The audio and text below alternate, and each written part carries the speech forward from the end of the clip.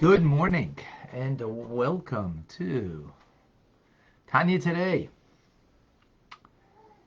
as we share the daily Tanya to make it hopefully resonate and meaningful for our lives. I'm Rabbi Ronnie Fine, coming to you from Chabad Judaism.Chabad in Montreal, Canada. It's a privilege and a pleasure to share with you the Tanya. We welcome, as we do every day, from all over the world. Anna in Hungary, Budapest, good afternoon. Rabbi is with us in Morocco, welcome. Trig in Washington, and Liba, Davida is with us in New York. Jay, shalom in Indonesia. Clem in Brisbane, welcome. Dam is also in Indonesia, shalom. Priscilla in Texas, hello. David is in Gold River, California. Welcome. Robert, shalom to you in Boston. And John in North Carolina. Betty, welcome. Michael in Germany. Hello. June in Australia, good evening. In Flagship, Arizona, from Chabad, Moshe.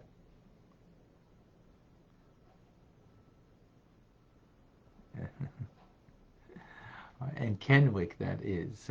Thank you. Heather in Connecticut, welcome.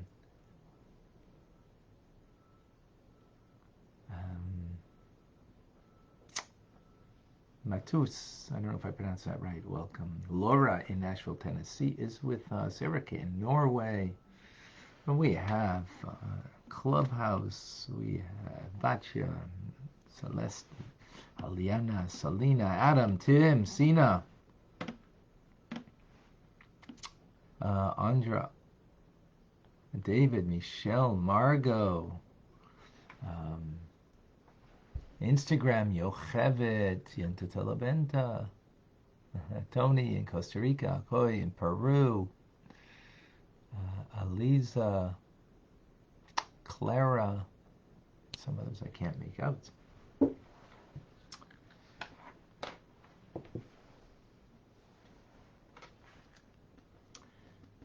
Today's teachings is sponsored by Diane from London, Ontario,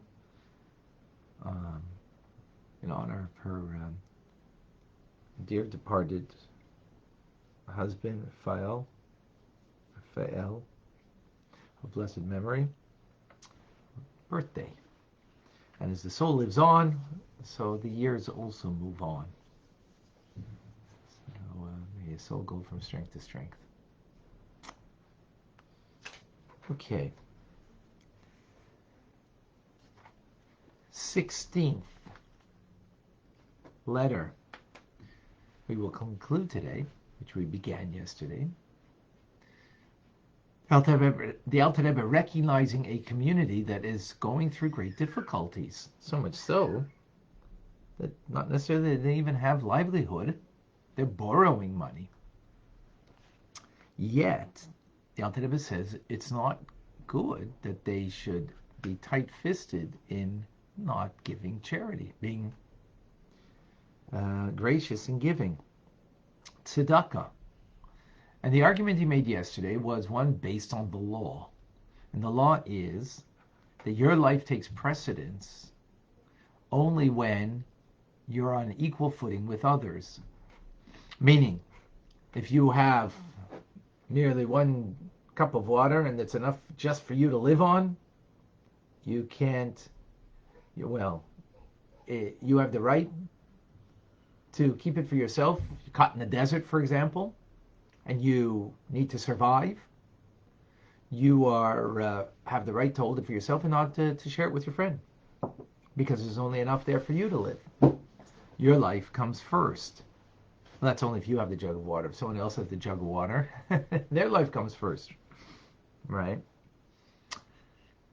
That's when there can be, struggle between people. But, and someone trying to steal someone else's water in order to live.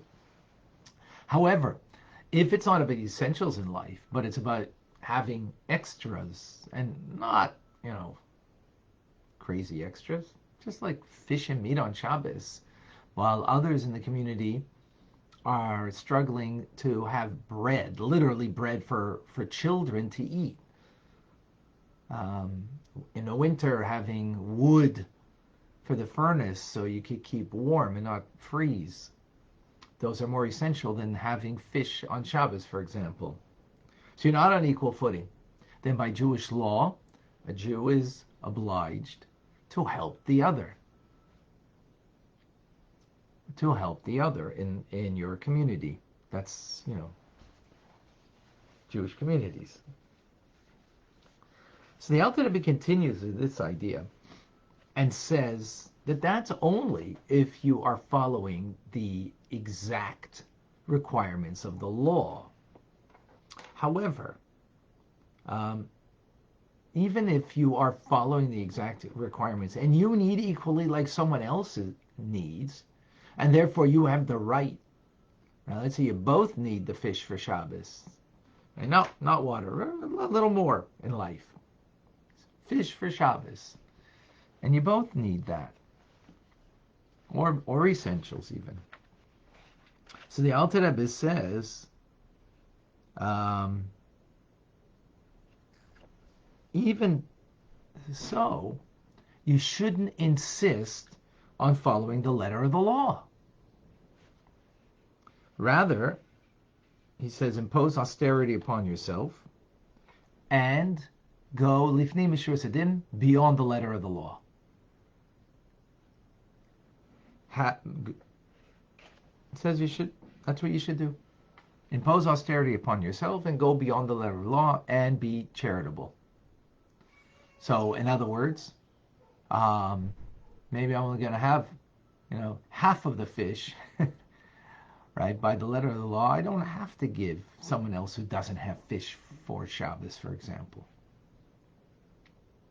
I don't need to do that because I just have that. So, okay, by the law you don't need to. But he says, go beyond the letter of the law. Further to that point, he says, we should be concerned by the teachings of our sages that if you are exacting and go by the law and not beyond the letter of the law, you will eventually be brought to this point where you will ultimately need charity yourself and not rise beyond the letter of and need charity yourself, and others, because you're very strict and go by the letter of the book and not beyond that, then you will then, as our sages say, come to that. Also being needy. So that's the first point. Go beyond the letter of the law, because and moreover, if we don't, then God's going to be strict with us with the letter of the law. And then we might become needy ourselves. First point. Second point, he says, is, don't we all need God's compassion?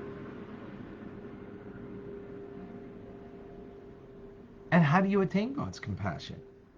You need to elicit his compassion. How do you do that? By being compassionate to others. So if you're in a tight situation, you don't have, and you are holding on closed-fisted, not open-handed to give, meaning you're not having compassion on others. But we all need God's compassion. And the only way not the only way, but the way to elicit God's compassion is not to be a hard heart. And again, we're talking about difficult situations a person has. And we're talking about here in a situation that there was a community that was really struggling.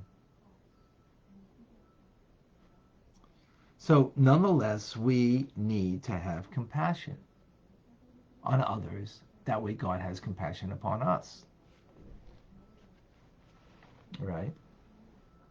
So that's the second point the Alter Rebbe makes. Second point on why, even when you are in very difficult straits, give. The third point that he makes is that, and this is, so to have compassion, so and that God will have compassion upon us. But by the way, it's perfectly fine to be motivated by this, right? We're talking about in a difficult time where you don't have, and you still find a way to give and to be compassionate, and you're looking to God to have compassion upon you. So that's for the future. But charity works also in the past. And this is the third point, that we're not all righteous. We all need to be cleansed, to be atoned. And tzedakah atones for things that we did in the past and cleanses in order that we shouldn't be met with misfortune in the future. And it cleanses us by giving, that then we shouldn't have misfortune, not spiritually, not materially, not in body and in soul.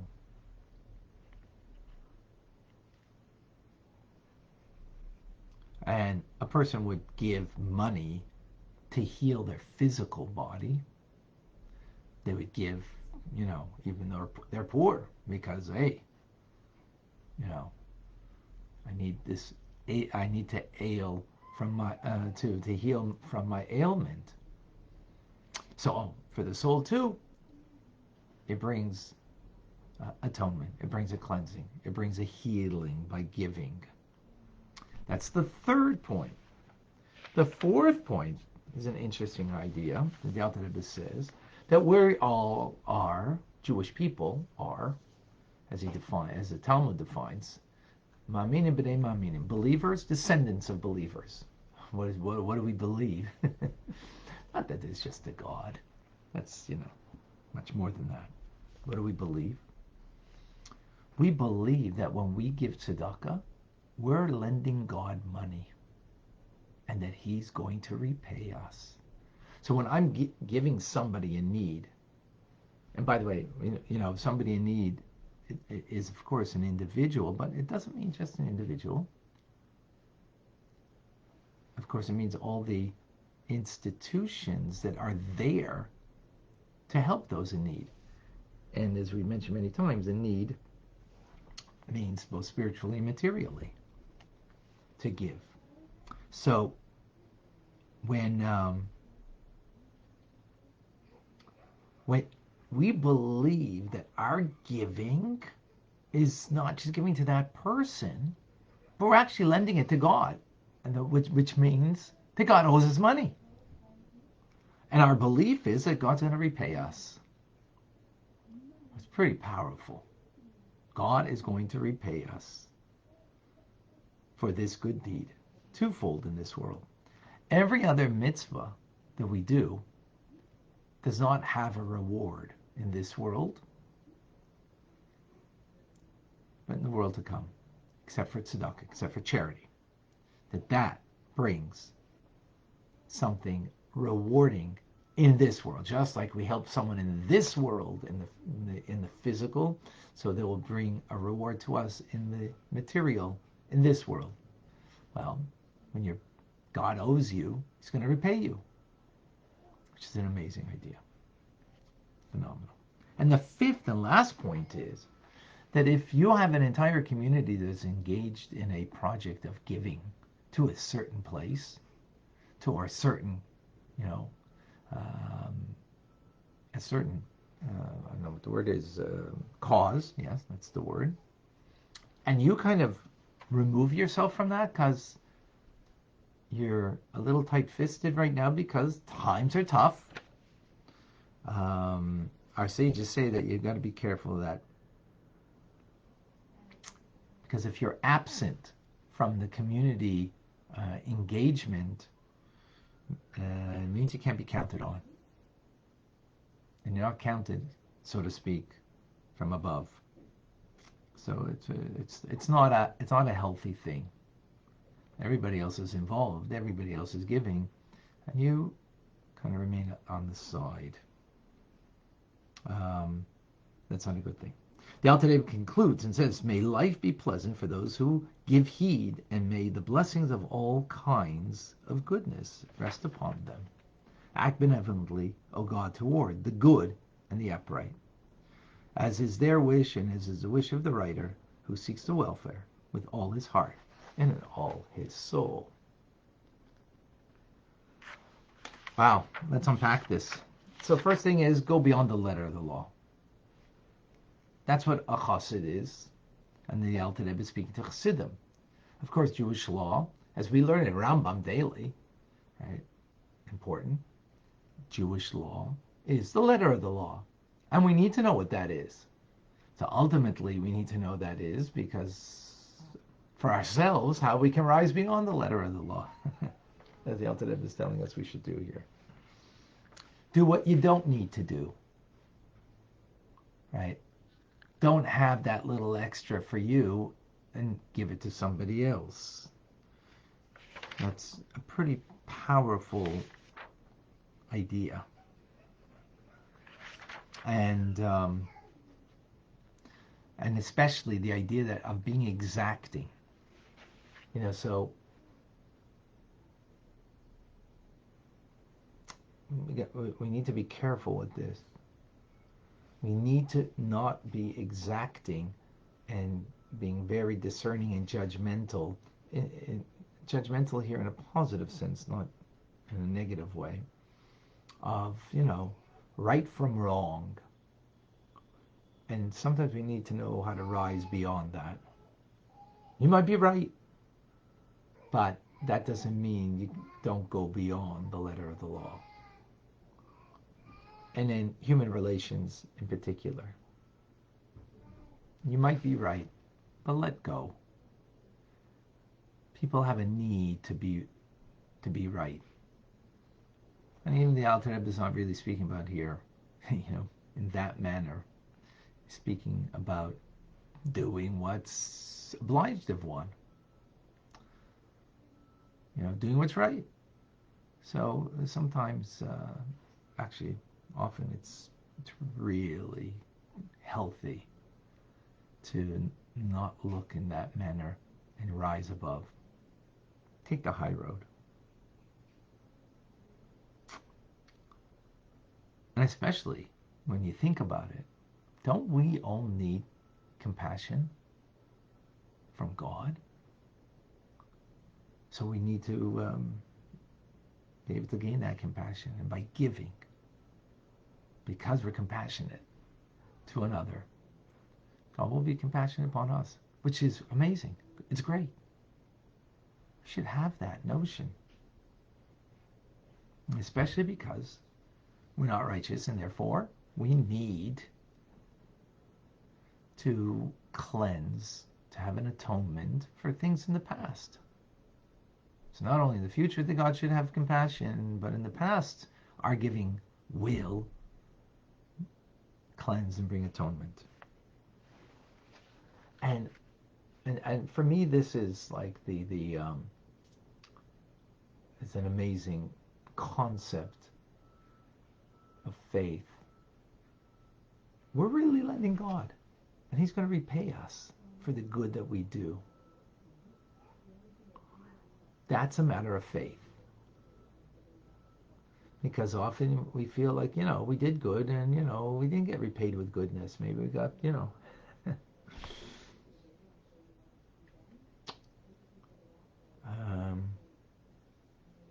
but to really believe that, it makes it easier to let go of the money. When you really believe that God's going to repay you, you've given Him alone. Which is a powerful idea. And finally,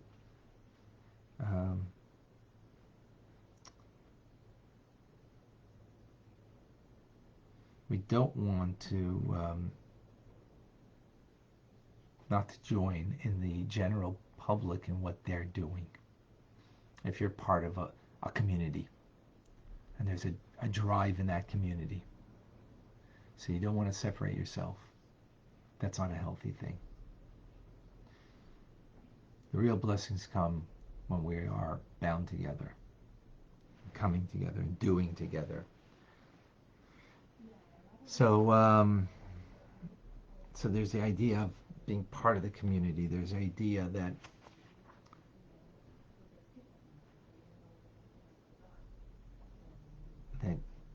the repayment, the idea of cleansing and compassion that God will have, and just the simple idea of going above and beyond the human condition. Human condition is one that tells me, do what you're obliged. Don't rise. That's enough. No one can have any claim against you. And all of what the Alter Rebbe is teaching over here, compared to yesterday, speaking about the law and the fulfillment of the law, which that itself was something. But the law is really about me and what I'm obliged. And everything the Alter Rebbe spoke about today is not about me, not making it about me. I shouldn't say that entirely. I mean, the idea of rising beyond the letter of the law is not making it about me. It's making it about the cause. And the cause here is beyond. Through being charitable and compassionate, the cause over here is beyond the letter of the law. Compassion, God's atonement, God's repayment, and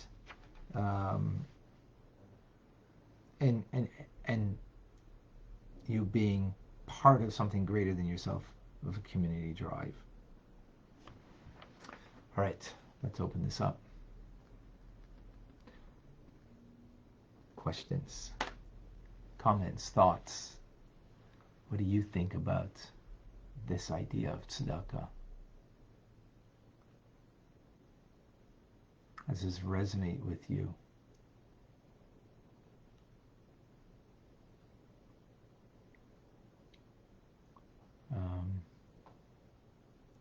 Question marks before.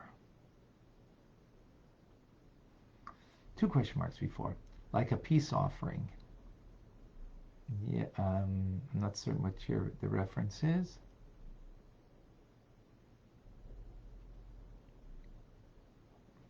Trig. Okay. Erica, can our tzedakah help our family members that have passed away? Absolutely. If you give charity, having in mind a departed soul, like Diane, she gave tzedakah, right? On behalf of her husband of blessed memory. And by doing that act of giving, again, as we mentioned earlier, sponsoring today's Tanya, it's affecting her husband's neshama, his soul. That's an amazing thing.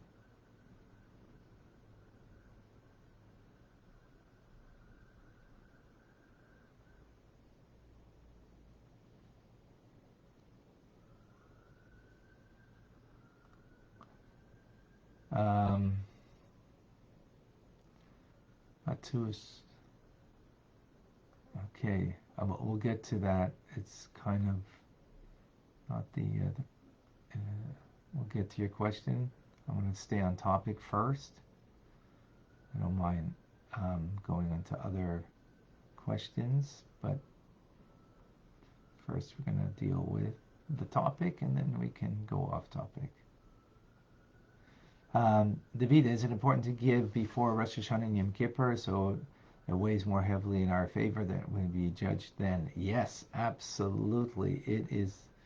Now is the time for giving. Now, before Rosh Hashanah, now, and also between Rosh Hashanah and Yom Kippur. Absolutely, these are the most important times to give.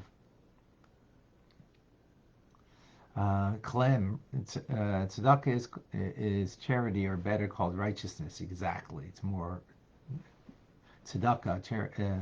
comes from the word righteousness, exactly.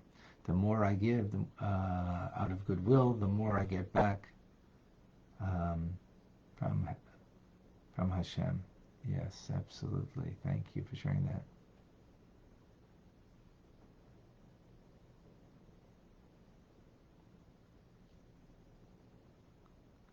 Okay, I know now that. Okay, anybody in Clubhouse to share with us? Eliana, please share. Thank you. Good morning. I was actually really excited about the title just when I logged in this morning because I was reading Proverbs as I'm reading Proverbs through chapter of Proverbs each day through Elul. And Proverbs 19:17 says, "He who is generous to the poor makes a loan to the Lord.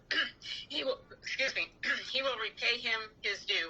So it's like right there in your face, he's telling you, give, and it's a loan to the Lord, loan to Hashem. So it's, when you see something twice or you see it and then it's given back to you again in a completely different setting, it's just that encouragement to go be compassionate and give. And here's, King Solomon is telling us the same thing: give, and Hashem will pay you back. Beautiful. Thank you. Thank you for sharing that. Absolutely. Yeah, it's nice when you can see it in different ways. Absolutely. Beautiful. Anybody else to share?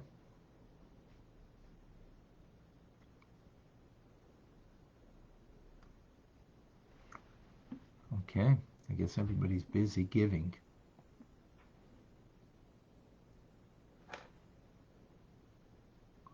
Which is amazing. Which is amazing. I'm looking here on Instagram. I don't see question marks before.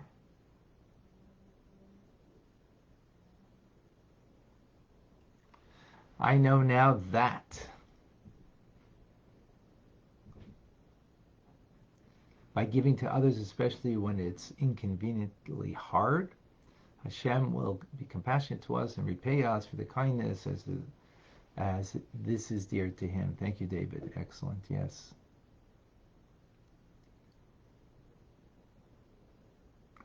So Vav Yud is saying, what is the difference between Meiser, which is a tenth, tithing, and tzedakah and truma?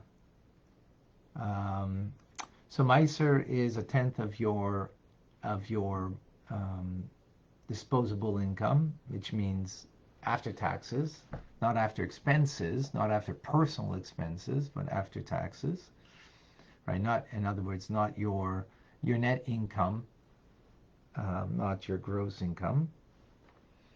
That's what Matzir is, and what it's based on. Tzedakah. So tzedakah is the overall act of giving, right? Is the overall act of giving. Meiser is the parameter of the 10%, minimum to give. Truma was from your produce back, in your produce that you had to give to the Kohen and to the Levites, Truma and Meiser from there. That's what that is. Okay. Simcha. Where would I be sending a donation? Oh, okay.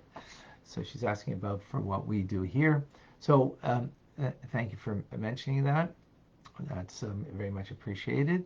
So anybody who wants to give to sponsor any of the teachings, or just to give, because we're talking about giving, so you can go to TanyaRabbi.com, donate, and you can do that there. Of course, wherever you're giving.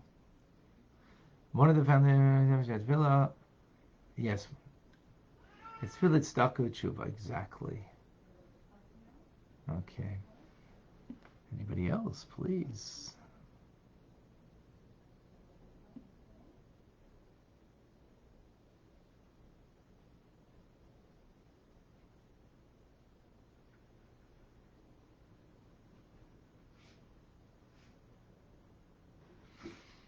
Terry mentions, yes, if you owe somebody or you owe something, it's always good to pay it up before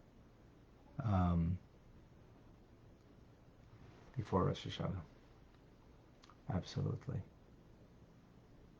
John, where's John's question? John, is giving tzedakah loaning money to HaKadosh Baruch Hu with the money He gave us? And the first, how does it work? God gave us the money. Now we're loaning it to Him. So listen, the money is God's. So everything is God's, right? Yet, that's the amazing thing, is that we're lending money to God. I mean, He could take it away from us. He doesn't, but that's not what He wants. He wants to repay us. He wants us to be compassionate upon others and to repay. And that He should repay. That's His greatest pleasure. Think about it. That's His greatest pleasure. That He owes us. He can't think of anything better. That He should owe us. And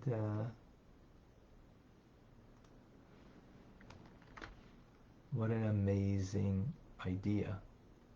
Yeah, you're right. So, since it's God's, He could take it away from us at any time. By the way, it's up there, TanyaRabbi.com on Facebook. So He could take it away from us, but He doesn't want to take it away from us, through, God forbid, that, health you need to spend money on, or, you got people, got flooded now, and because of that, they have to spend money.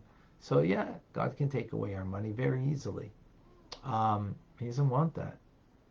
He wants that He should be beholding to us because we took care of others. That's what He wants. Very powerful.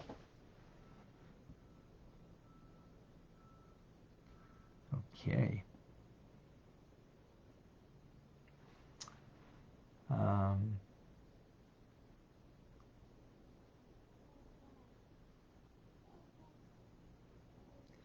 Okay, anybody else? I think that's it. I know now that. We read one. Oh, okay. So, Tus is asking, if Mashiach will be a reincarnation of Moshe, why would we be descended from the tribe? Why would He be a descendant from the tribe of Judah and King David, and not from Levi and Moshe? It's like be more or less. He'll be okay.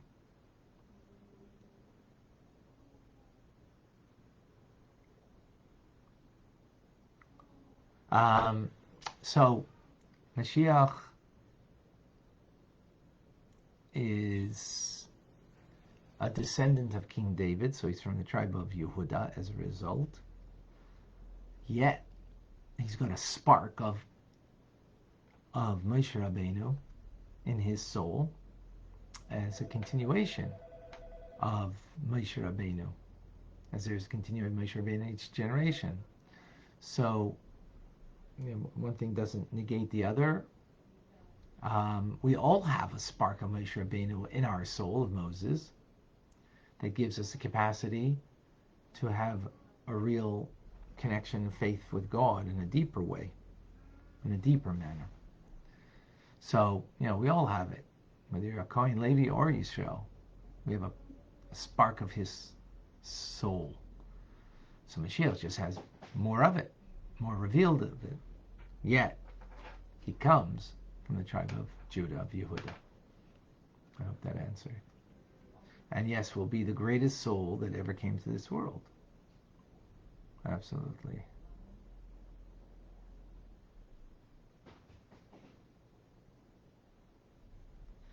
So as Alice says, one of the foundations of redemption is Tefillat Tzedakah.